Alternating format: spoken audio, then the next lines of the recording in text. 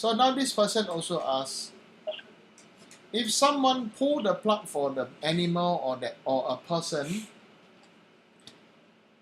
is that stopping the full karma of the person or animal from ripening? Okay. Then the animal being reborn as another being will have to go through the suffering that was not ripened in this life and bring on to the next life. Is it?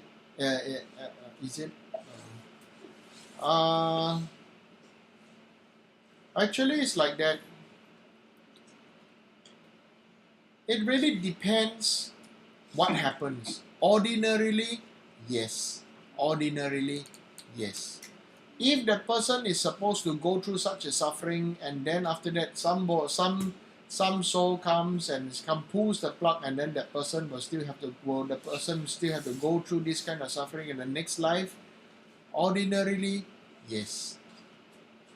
But in the Mahayana practice, there are some specialized practices where there is a purification practice, okay, like the practice of prostrations, the practice of Vajrasattva, or the practice of meditation, self-reflection, and also the practice of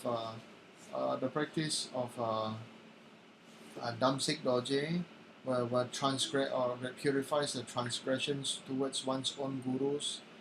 Also the recreating from flesh, blood, and recreating from flesh, blood and bone. There's the making of tatas. There's the making of Buddha statues. That's why that is the secret meaning of having many manifestations in future, to have a good flesh, blood, and bone, and a Nimanakaya form for the benefit of other sentient beings, to make tatas for other beings. Now you understand? Okay. So there's many deep meanings inside these practices, where the thing is that such practices are meaningless if you do not know the essence of them. Okay, so the main thing is still, everything still boils into heart practice, mind transformation, and prayer, and chanting with the great motivation and devotion. So that is very important. So sometimes, like for example, some practices like somebody, since this person passed away, maybe needs to go through the suffering again in the next life, dependently whether they have the good fortune where somebody else can do some special pujas and practices for them, then they do not need to go through this kind of suffering. You understand? Yeah. Like for example,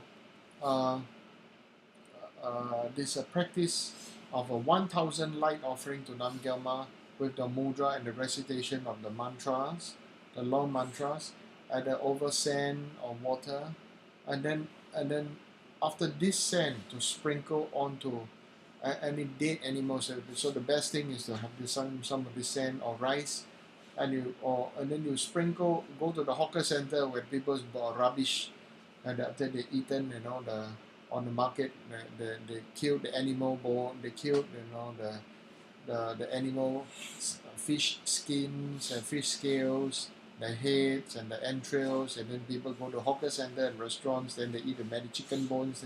And then this sand to sprinkle into there. Then automatically all those beings, they leave their bardo state, or if they have died after some time, maybe like for now, a lot of the food that we eat are actually frozen food. Like if you eat a canned tuna, maybe the fish died 3 years ago or 2 years ago, I don't know.